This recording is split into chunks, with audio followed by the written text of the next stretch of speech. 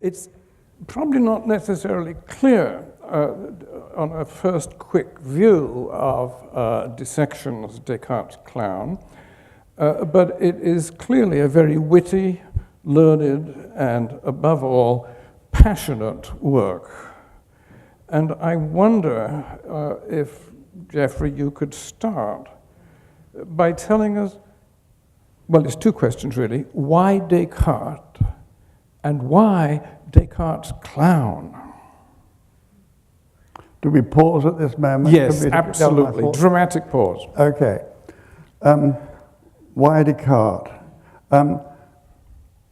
Well, there are various texts already displayed on the walls of the CCA which do give my opinion of things. But Descartes I chose because more than anyone, one can point to him as the father of abstraction. That is the removal of description from the phenomenological world and replacing it by algebra, by logic, and by positive science. So from Descartes would spring, for example, the logical positivists. And on the one hand, and of course, the whole of positive science. And the dictum, which is is commonly used with respect to Descartes, picking up his own words, is that he demands understanding of any kind should be expressed in clear and distinct ideas. And really what he's saying is that he wants everything to be expressed in algebra. But of course, in fact, we don't experience things in clear and distinct ideas. When we're thinking about anything, all kinds of memories, reveries, possibilities, speculations start interfering with our thoughts. And that must have been true for Descartes as well as for anybody else. We don't think in terms of clear and distinct ideas. That's a fiction that underlies positive science. Is it the interference of feeling that?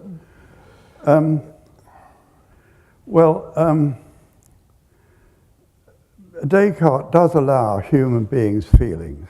That's nice of him. Well, no, I mean, it is a sort of patronage, there's no doubt about it.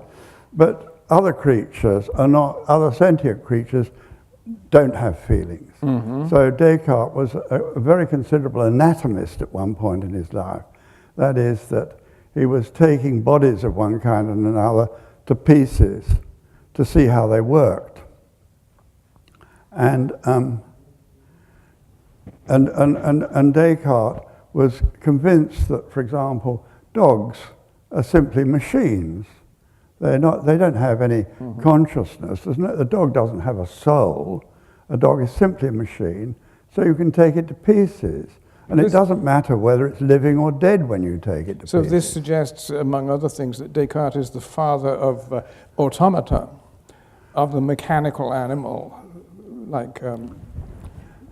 Well, I mean, what I was talking about really was vivisection and anatomy. And so, I mean, the approach to anatomy was largely in terms of dissection. And as far as dissections of human beings were concerned, prisoners and people who have been executed were in fact normally the subject of dissection in the universities and anywhere else from the 17th century onwards. And in fact the economies of the prisons to some extent depended on how many bodies they could sell to the universities. But your question, I'm sorry, I've drifted away from what you were asking. Doesn't matter. Well, there are a number of questions. This whole exhibition just bristles with questions. Yes, of course. But let's go back to why Descartes' clown. Well, Descartes' clown is a robot. It's a fictive robot. Everything I've done is simply science fiction. Now, let me interrupt for a moment. Yes.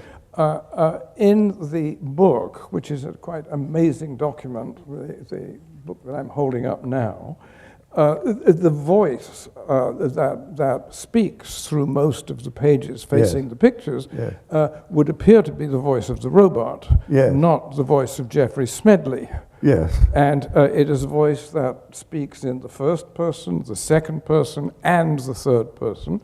Is very, very hard to pin down, and seems in some sense perhaps to be, in my terms at least, identityless. Where does that voice come from? Can you say? Oh. You're asking me to ponder the question of identity, which in itself is not an easy question. I think perhaps if you are to ask me that after the talk, and when the drinks are around, I'd find it much easier to cope with.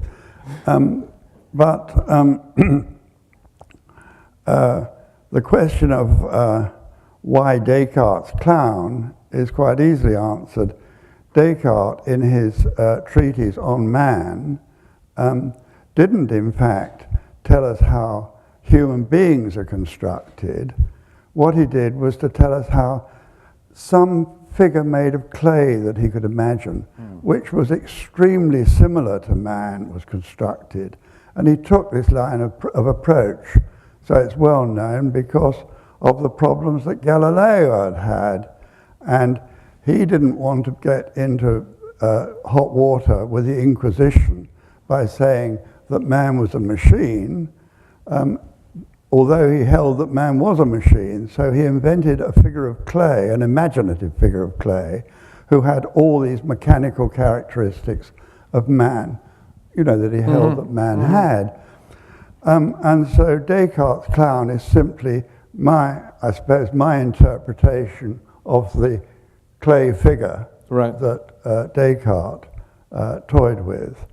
And just while we're onto this, I mean, the idea of man as a machine, which Descartes describes but pretends he hasn't described it, was taken up by Geoffrey Delamaitre 70 years later, as you say, in the realm of the great realm of the automata, where clockwork was dominating the idea of how things happened, Julien Geoffrey Lemaitre wrote a book called Man as a Machine. There's no hint, I mean, exactly the other way around, to think that any soul, any feeling, and so on. And of course, I mean, he got into all kinds of trouble with the church and moved from place to place, but Frederick the Great was his patron, and he went and was protected in the court of Frederick the Great, who collected all kinds of mechanical automata. And at any rate, I mean, such was his endorsement of Lemaitre that he wrote a eulogy to him on his death. I think it's sort of curious to me because I think the word machine has perhaps changed meaning over the years, but in the Renaissance, for example, in England, the notion of man as machine was not all that foreign or strange in many ways. Hamlet, for example, when he writes to Ophelia, one of his letters signs it yours, whilst this machine is to him. And that sense then of the body as a machine, which is separate, therefore, from the spirit, the soul, the imagination, and all those other things, so that one of the questions, perhaps, that your clown, Descartes' clown, is asking has to do, and I quote here from somewhere, I wish to know if my will is free. Goodness knows when I said that. But certainly, I mean... well, the roulette seems to me very much to be a part of that exercise. No, that's right. The roulette is a machine to test whether the will is free. Yes. And in the first instance, of course, in the roulette, it is free because the seed of understanding can roll down anywhere. But what it's testing is whether, in fact, it will form a habit to roll down in a particular direction, and it's, if it's in a particular direction, then it's deeply, the habit is deeply engraved, and it's no longer free. And I mean, in order to do this, part of the machine, the top part, is a slightly conical form, and this is drawn from the idea of the creode cone of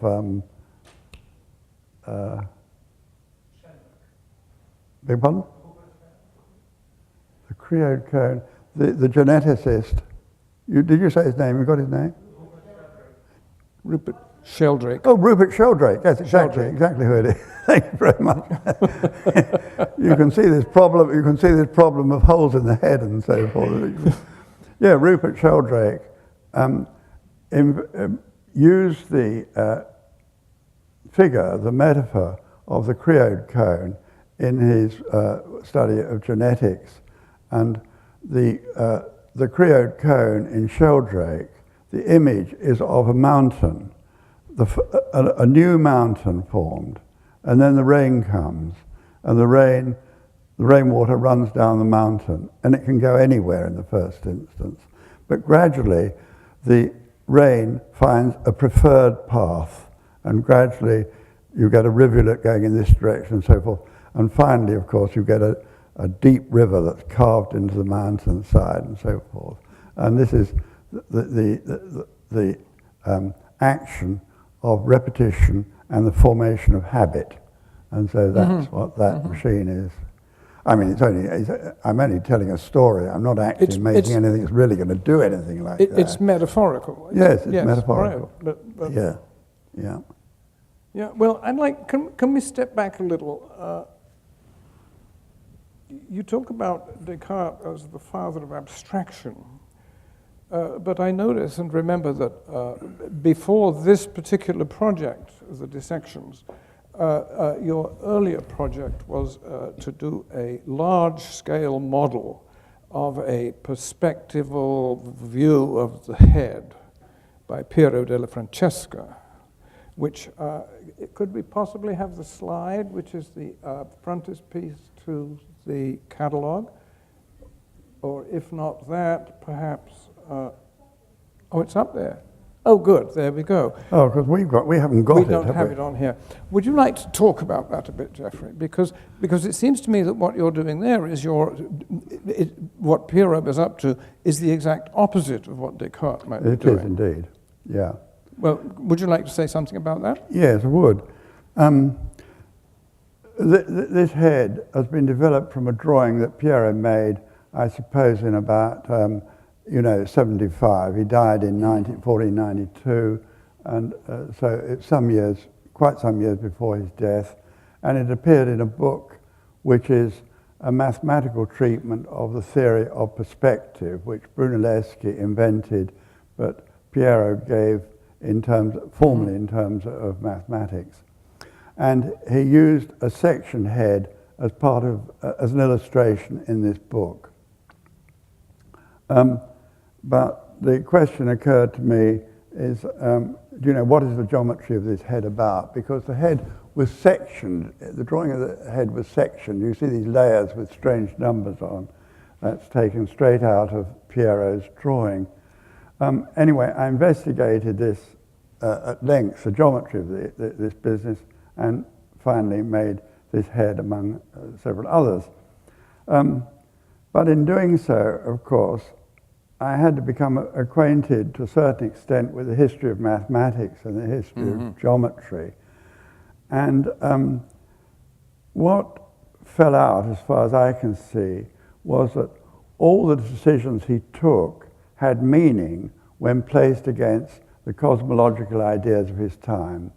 So, for example, the prime structure of the head was based on two different kinds of triangles, a half equilateral triangle and a right-angled isosceles triangle.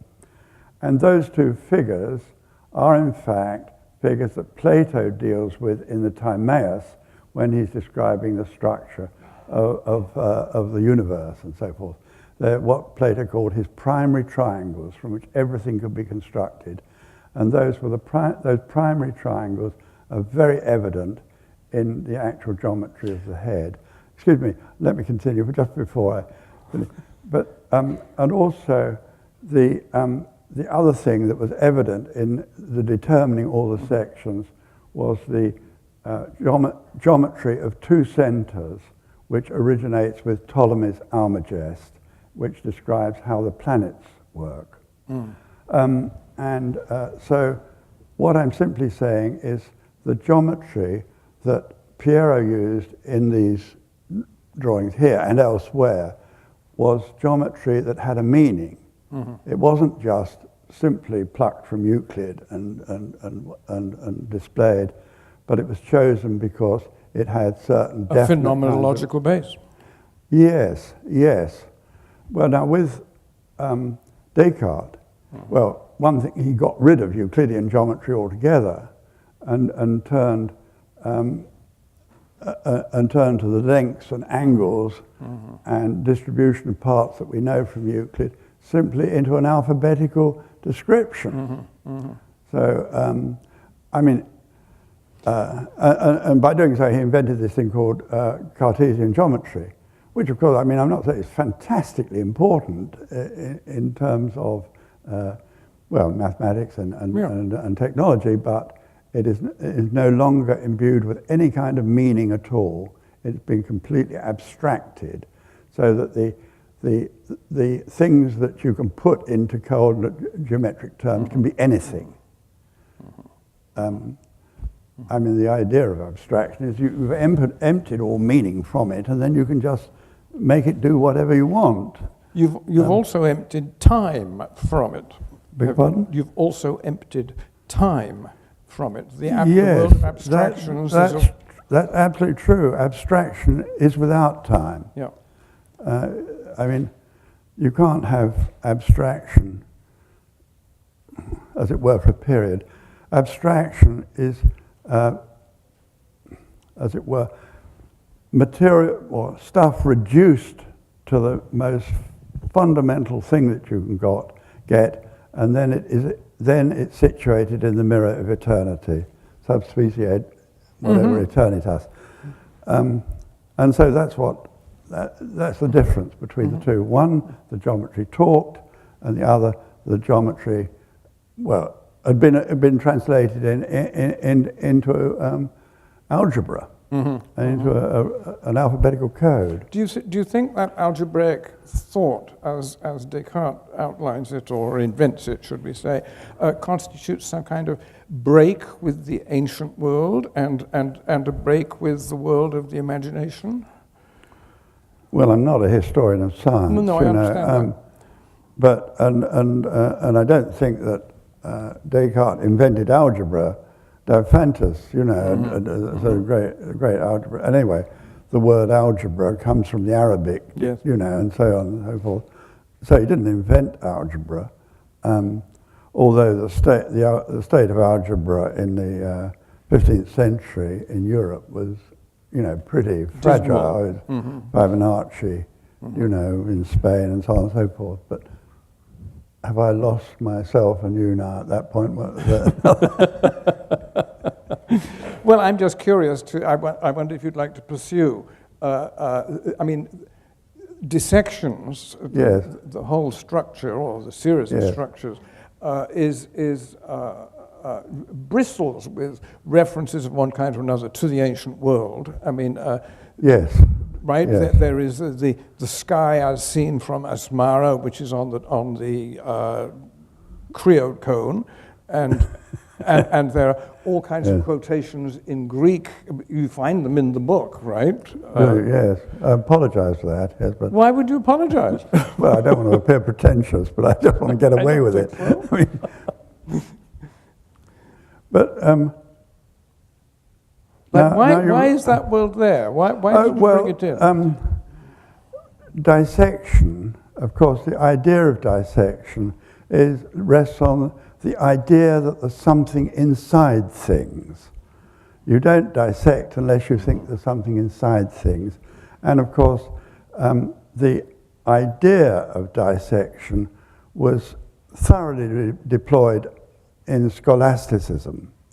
I mean, the scholastics wished to uncover this, that uncovered that, until you got down to that which was no longer uncovering. And that was no longer capable of being uncovered was substance.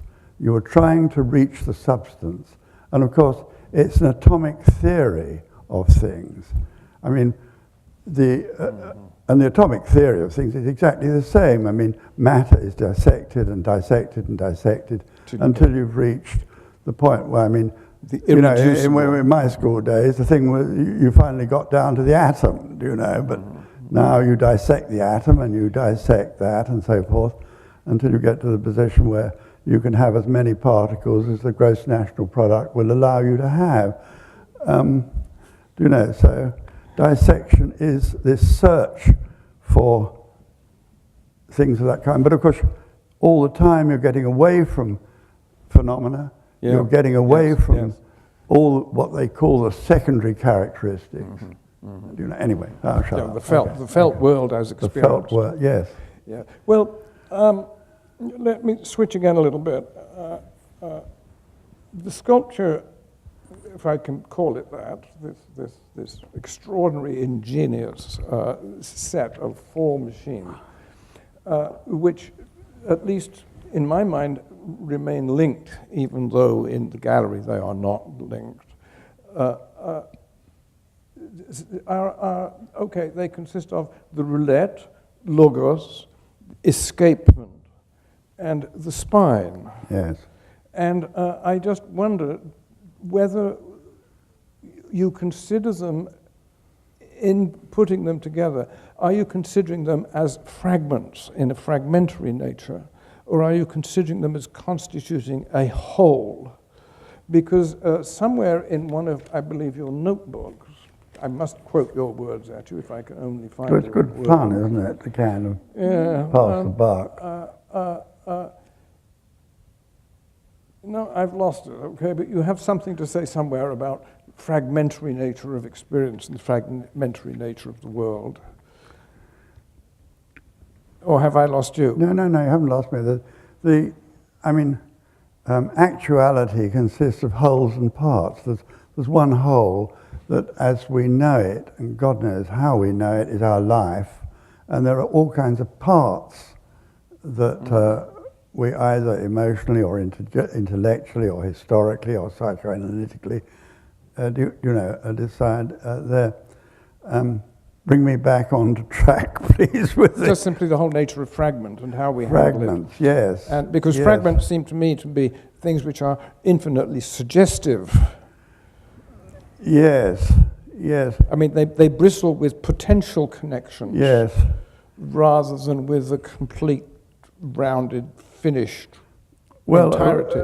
Well, of course, I mean, if you take somewhere like the British Museum, it's more or less stock-filled with fragments. And a lot of it, you reconstruct yourself in your imagination. Yeah. I mean, sometimes such a reconstruction is really very moving. I mean, there are 9 galleries of Assyrian sculptures, which are extraordinarily beautiful reliefs in the British Museum. Absolutely marvelous reliefs.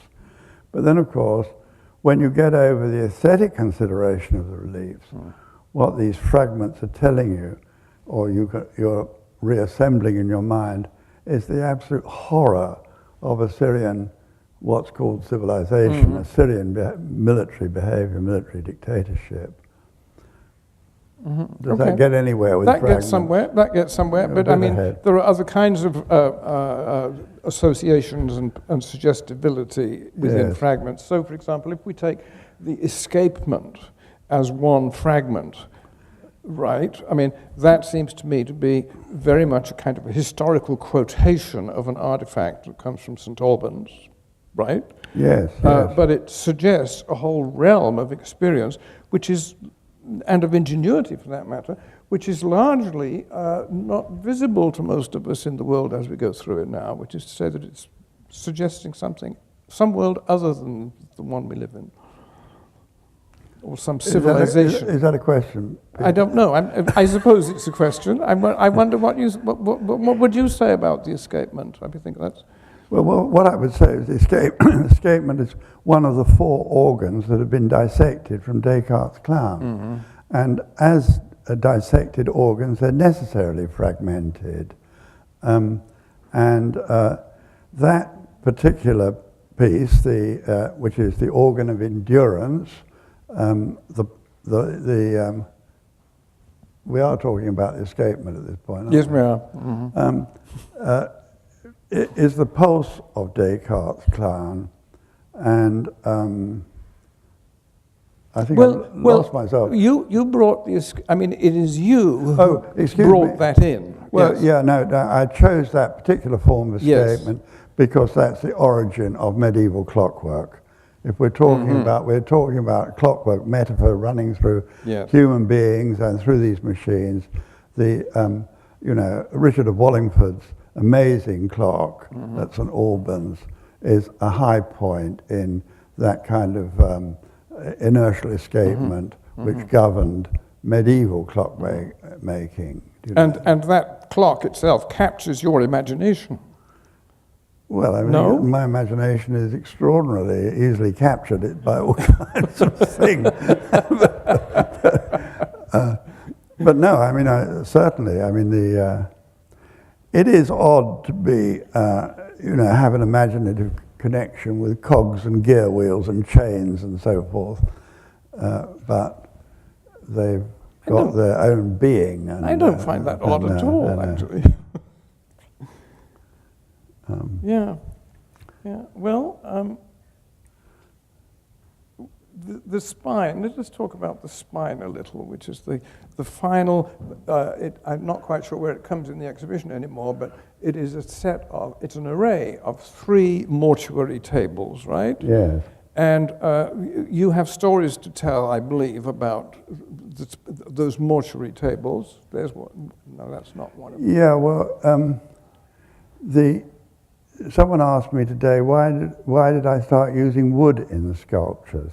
And so I had to think why I started using wood. And it was really with making those mortuary tables. And the mortuary tables, the stimulus for the mortuary tables were 3 mortuary tables in the Hunterian Museum, which is the museum of the Royal College of Surgeons in London.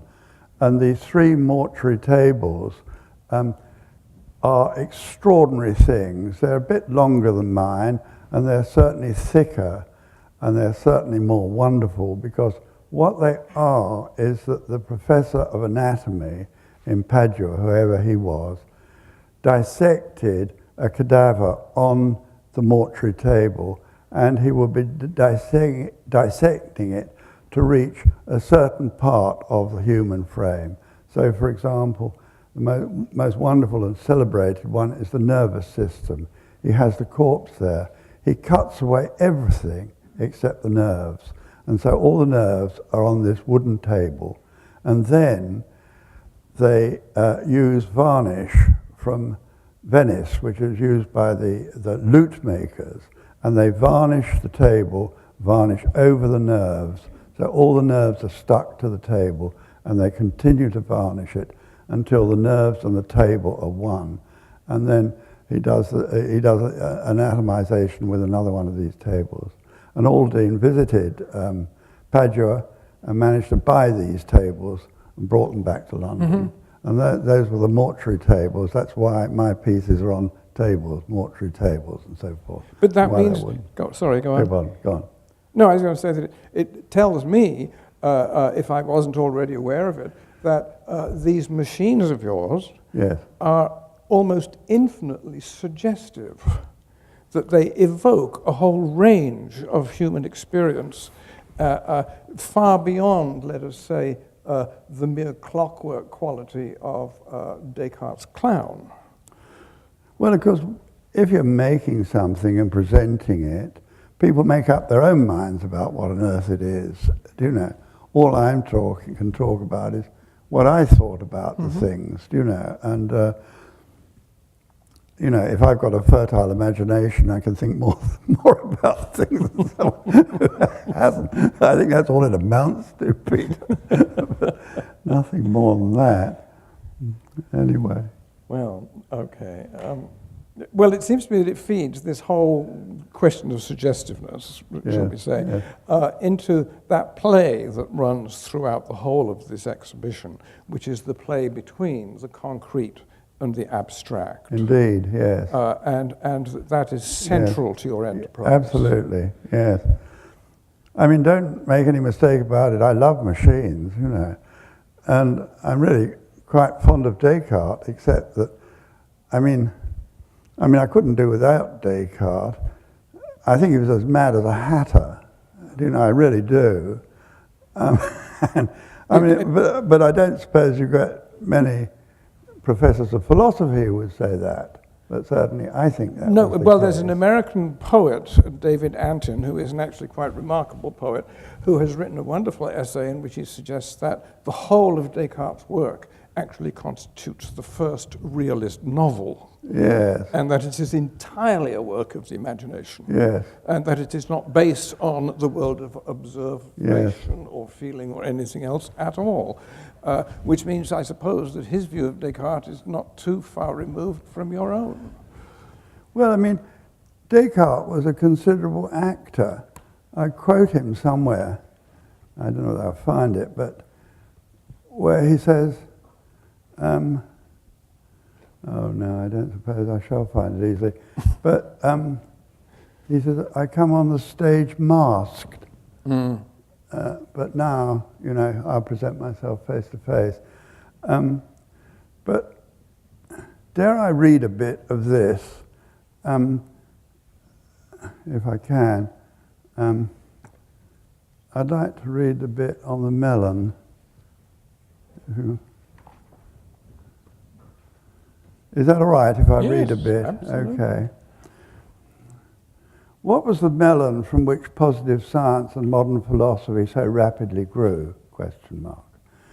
Was that melon a mechanic's fruit? Should I eat it, cook it, or meditate upon it? How shall I slice it? These were some of the questions that came to the mind of Descartes' clown when he first auto-dissected the master's dream melon. The melon bore the greengrocer's warning label, best before the 10th of November, 1619. It all began in that small stove-heated room on the 9th.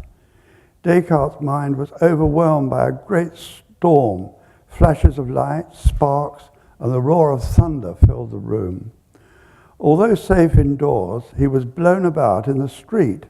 Somehow he got to the college courtyard and was given a melon by a friend who had himself been given it to present to Descartes.